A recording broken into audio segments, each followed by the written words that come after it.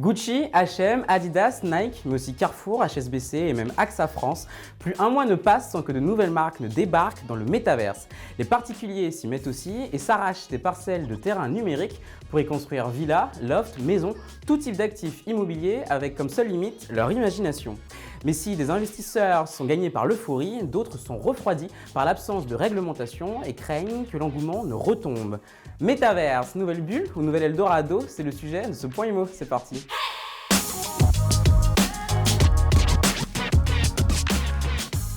Et j'imagine que notre invité a déjà une idée de sa réponse. Bonjour Léonard Fontaine, merci d'être avec nous. Vous êtes conseiller en gestion de patrimoine, vous avez cofondé votre cabinet Novalia Patrimoine et vous accompagnez vos clients dans l'acquisition de terrains immobiliers dans le métaverse, c'est bien ça? Alors tout à fait, simplement il faut quand même bien distinguer donc l'activité de gestion de patrimoine, donc avec Novalia Patrimoine, et l'activité de consultant blockchain sur une toute autre structure. Deux choses différentes, vous nous expliquez ça dans quelques instants et juste avant, on reprend les bases. Alors, le métaverse, c'est l'interconnexion de plusieurs espaces de réalité virtuelle qui recrée un monde digital dans lequel les personnes physiques comme vous, comme moi, sont représentées au travers de leurs avatars et peuvent interagir les unes avec les autres. Les usages sont multiples, jeux en ligne, événements, shopping, immobilier, bref, on pourrait presque tout faire dans le métaverse. La première fois qu'on entend parler du concept, c'est en 1992 dans le livre Le Samouraï virtuel de Neil Stephenson. Depuis, plusieurs espaces se sont créés comme Roblox, Fortnite, mais aussi Second Life. C'est depuis fin 2021 qu'il y a une nouvelle euphorie sur le sujet, depuis que le groupe Facebook a changé de nom pour devenir Meta. Depuis, les marques se ruent dans le métaverse. Deux plateformes principalement se les arrachent, Decentraland et le petit français The Sandbox qui revendique déjà plus de 2 millions d'utilisateurs et dont 70% des terrains auraient déjà trouvé preneur. C'est une définition volontairement simplifiée, Léonard Fontaine, mais est-ce qu'il y a d'autres éléments à avoir en tête pour bien saisir ce qu'est le métaverse, notamment peut-être plus sur l'angle technologique? Alors effectivement, donc je pense que c'est important de repréciser donc quelques éléments de langage qu'on va être amené à utiliser durant cette interview. Donc notamment le terme blockchain, donc qui en réalité donc signifie qu'on a un carnet donc, de transactions en fait qui est digital. Donc on peut voir sur la blockchain toutes les transactions qui ont été effectuées entre des entreprises ou des particuliers. Donc c'est totalement transparent et infalsifiable.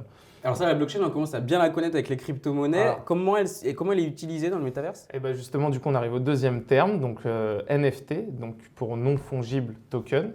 Donc en réalité, c'est un token unique. Donc par exemple, un terrain dans Sandbox est un NFT en réalité. Et quand, imaginons, donc je vais vous vendre mon terrain Sandbox, on va avoir donc une trace sur la blockchain. Et donc finalement, moi j'achète un NFT, c'est ça? Exactement. Alors concrètement, côté particulier, parce qu'on l'a vu, hein, les marques se ruent dans le métaverse, côté particulier, qu'est-ce qu'on peut faire finalement d'un terrain dans le métaverse? Alors on peut faire plusieurs choses. Déjà on peut l'acheter et le conserver et puis espérer pouvoir le revendre plus tard un peu plus cher, étant donné que comme vous l'avez bien dit, on a plus de 70% des terrains dans Sandbox qui ont déjà été vendus. On est seulement sur une version alpha aujourd'hui dans Sandbox. Le jour où le jeu sera dans sa version définitive et où tous les terrains auront été vendus, en réalité on peut supposer qu'il y aura une demande qui sera plus forte que l'offre disponible.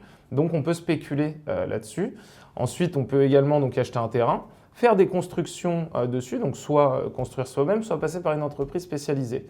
Donc tout dépend de la nature de la construction qu'on veut. Donc ça, c'est ce que vous faites. Alors justement, qu'est-ce qu'on peut créer dans le métaverse comme type d'actif immobilier? On peut vraiment créer ce qu'on veut? On peut créer tout ce qu'on veut. On peut vraiment créer tout ce qu'on veut. Après, avec différents niveaux de finition, hein, bien sûr, on peut avoir quelque chose de très basique, très cubique, jusqu'à quelque chose de très élaboré, où là, pour le coup, il faudra passer par une entreprise spécialisée. Il paraît qu'on peut avoir la maison d'Iron Man dans le métaverse. Alors effectivement, on peut avoir la maison d'Iron Man dans le métaverse, au même titre qu'on pourrait avoir l'Élysée aussi dans le métaverse.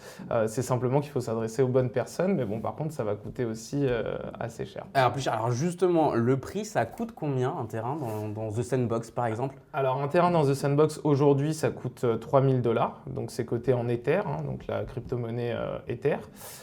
Qui a beaucoup baissé, donc il y a quelques mois c'était à 10 000 $, donc on voit que c'est quand même un actif très spéculatif, hein, donc il faut ça monte vite.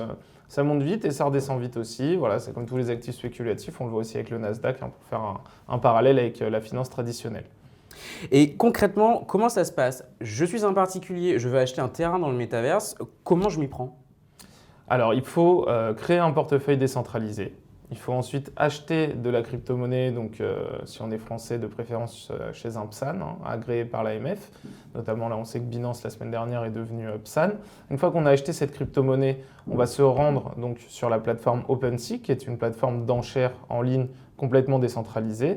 Et suite à ça, on va acquérir notre land qu'on pourra sortir sur un portefeuille complètement décentralisé et donc prouver notre titre de propriété sur ce land. Et vous, en tant que conseiller, justement, vous accompagnez vos clients pour simplifier tout ce processus-là? Alors, nous, donc sur la partie effectivement consultant blockchain, on est en capacité d'accompagner des clients pour tout ce process et également de les éduquer. Sur la partie gestion de patrimoine, on a effectivement aussi de plus en plus de clients qui nous parlent de crypto-monnaie, NFT, enfin tout ce que vous pouvez entendre. Nous, on est surtout là pour les éduquer et puis pour leur prévenir aussi, les prévenir des risques éventuels parce que ça reste un actif extrêmement spéculatif et effectivement, il faut que les clients soient conscients des risques. Et bien justement, on va parler des risques. On se tourne vers notre deuxième invité. C'est Marc Sartori, président de la société d'analyse Deep Invest, qui est avec nous. Bonjour Marc. Bonjour Gaëtan. Merci d'être avec nous. Alors, vous avez suivi l'échange avec Léonard Fontaine. Qu'est-ce que vous en avez pensé déjà? On a beaucoup d'informations et je pense que l'intervention est nécessaire pour accompagner effectivement tous les particuliers qui peuvent avoir envie de se lancer sur un marché qui est pour le moment encore un marché assez spéculatif. Et c'est vrai que nous, côté analyste, on a toujours un petit peu de mal, mais toujours à l'heure actuelle, à récupérer des informations et des éléments qui peuvent être tangibles pour structurer en fait, puisqu'on n'a pas, quand vous achetez de l'immobilier physique, vous avez on va dire des offices comme les notaires, etc., qui permettent d'organiser un petit peu ce marché, alors que là, c'est beaucoup plus diffus. Oui, là, il n'y en a pas en fait. Exactement. C'est diffus au sein d'un métaverse, et puis comme il y a plusieurs métaverses, il y en a de différentes natures, et bien du coup, ça autorise un certain nombre de différences entre. Du coup, on a encore du mal à avoir une vision globale sur ce type de marché. Il relève un point intéressant, Léonard Fontaine. Est-ce que finalement l'absence de notaire ou de tout type d'intermédiaire, ça simplifie ou ça complexifie le processus d'acquisition? Alors, ça simplifie le processus d'acquisition parce qu'en réalité aujourd'hui, donc par exemple dans l'immobilier, si vous voulez avoir des prix d'immobilier, vous avez la cote des valeurs vénales ou éventuellement le site Meilleurs Agents qui a simplifié et qui se connecte avec la cote des valeurs vénales pour avoir les historiques de prix, non pas des prix affichés en agence, mais les prix qui sont réellement passés chez le notaire.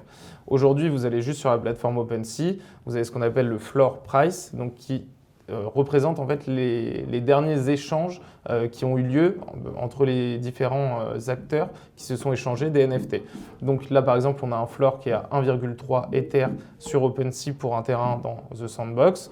Donc on sait que si on le paye plus que 1,3 Ether, potentiellement, on est au-dessus du prix du marché. Ok, donc on a quand même une idée on a une métrique complète. De la valeur. Complètement, ouais. Léonard Fontaine, Marc Sartori, pardon, quand vous êtes intéressé au métaverse, à quelles difficultés vous avez été confronté directement? Alors, récupérer l'essentiel des informations qui sont diffuses et qui viennent de différentes sources, c'est là où c'est un petit peu compliqué. Et puis ensuite, derrière, on a aussi une thématique de différents métaverses qui reposent pas forcément tous sur les mêmes bases. Un certain nombre ont par exemple, je crois que c'est le cas sur Sandbox qui a parfaitement défini le nombre de parcelles, de terrains, etc., qui pouvaient être vendus, alors que sur d'autres métaverses, c'est pas le cas. Donc ça veut dire qu'en fait, on peut être sur des définitions qui sont variables, et puis tout dépend aussi du métaverse et de l'entité qui porte le métaverse et de l'avenir et du futur du métaverse qui est concerné. Et l'avenir en matière de métaverse, on ne sait pas exactement ce qui va se passer. Est-ce qu'il y en a un qui va écraser tout le monde? Comme ils ne sont pas reliés les uns aux autres pour le moment, on n'a pas de visibilité là-dessus. Il marque un bon point, hein, Léonard Fontaine, il a raison. Les espaces de réalité virtuelle sont tenus par des sociétés privées qui peuvent changer d'actionnaire, de dirigeants, de stratégie brutalement. On l'a vu récemment avec Twitter. Que se passe-t-il demain si ces plateformes cessent leurs activités? Que deviennent les actifs de vos clients? Alors, si vous détenez des lends dans Sandbox et que Sandbox venait donc à changer de directeur ou carrément à faire faillite, vous auriez toujours votre lend dans votre portefeuille décentralisé, vous pourriez toujours l'échanger. Donc ça ne dépend pas de la société qu'il y a derrière. En revanche, ce qui serait plus embêtant, c'est que vous risqueriez d'avoir moins de demandes du coup pour votre lend parce que s'il y a une faillite de Sandbox, c'est qu'il y a eu une mauvaise news pour l'entreprise. Et aussi, ce qu'il faut voir, c'est que vous avez un jeton de gouvernance en fait dans Sandbox qui s'appelle le SAND.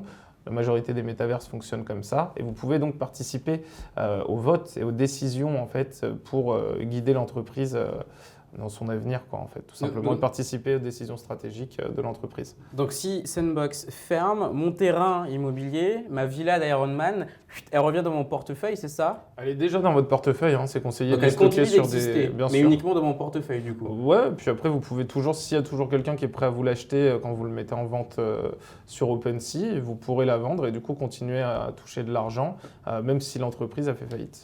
Marc Sartori, quand on voit de grosses entreprises comme Nike, Gucci, Carrefour, AXA investir dans le métaverse, on peut être tenté d'y voir un signe de solidification, de renforcement de cet écosystème. Est-ce que vous me dites que c'est peut-être un peu naïf de voir les choses comme ça, que finalement tout peut encore se jouer, tout peut s'arrêter? Ah bah, clairement, tant qu'il n'y a pas, une interopérabilité entre les métaverses, on sera toujours, enfin, c'est toujours susceptible qu'il y ait un des métaverses sur lequel vous êtes et vous avez tout investi qui puisse disparaître ou pas forcément disparaître, mais que la valorisation de ce que vous avez acheté se retrouve diminuée parce qu'il y aurait moins de demandes. Ceci étant, après, derrière, dans la construction, c'est du spéculatif, beaucoup plus fort que dans d'autres segments d'investissement. Et la préconisation, enfin nous, les analystes, ce qu'on dit toujours, c'est de diversifier ses investissements. Donc, pourquoi pas diversifier ses investissements en matière de métaverse? Ce n'est pas forcément une mauvaise idée.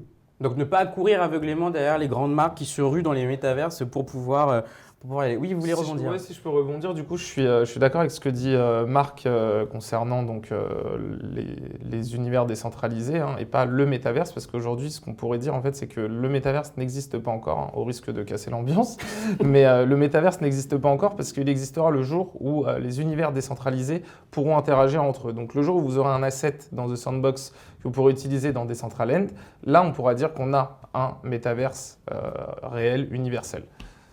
Dernière question, c'est plus sur l'aspect, le risque psychologique. On voit que l'expérience dans le métavers se rapproche beaucoup du jeu vidéo.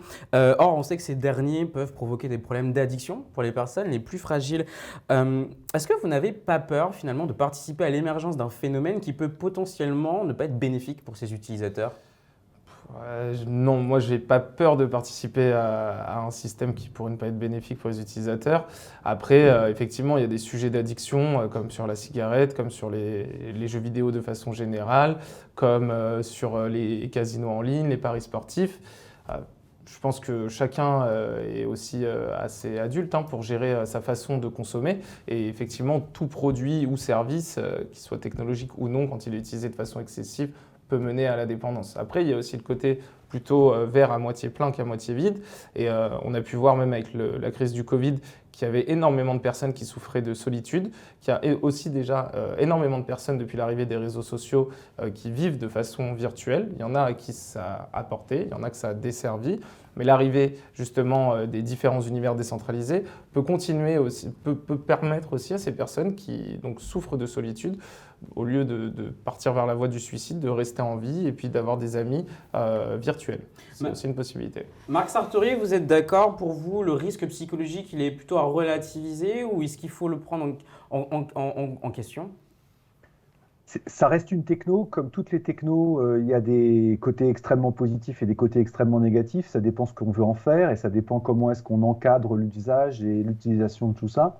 Donc, il n'y a pas de raison qu'on n'arrive pas à trouver un moyen pour organiser tout ça. C'est une fenêtre ouverte sur plein d'opportunités. Après, comme dans toutes les technos, quand le Minitel a été lancé, je vais faire un peu mon vieux machin, mais quand le Minitel a été lancé il y a quelques dizaines d'années, plein de supports ont émergé. C'est le Minitel Rose qui a permis d'amortir toutes les infrastructures. Et puis derrière, il y a eu un foisonnement de services. Tout ça a été encadré, régi par des législations. Donc, il n'y a pas de raison qu'on n'arrive pas à trouver, à encadrer tout ça pour faire que cette nouvelle techno puisse aboutir sur des choses positives. Mais il faut qu'il y ait quand même une réglementation ou une régulation à un moment qui se mette en place, soit par les acteurs particuliers qui proposent ces solutions, soit par des ateliers tactiques qui passent derrière pour mettre un peu de cadre, quoi. Oui, parce que contrairement au Minitel, là, l'expérience est vraiment beaucoup plus immersive avec un casque de réalité virtuelle qui vous enferme dans ce monde, avec des objets qui maintenant viennent aussi faire réagir vos sens, comme des gants, des gilets et autres. Enfin, cette question, elle se pose quand même. En tous les cas, merci beaucoup à tous les deux d'avoir été avec nous pour ce point IMO sur le métaverse. Merci à vous de continuer à nous suivre. N'oubliez pas que si vous voulez participer à l'émission, vous le pouvez. Il suffit de nous contacter sur l'adresse qui s'affiche juste en dessous. Et d'ici là, je vous dis à très bientôt pour un prochain point IMO.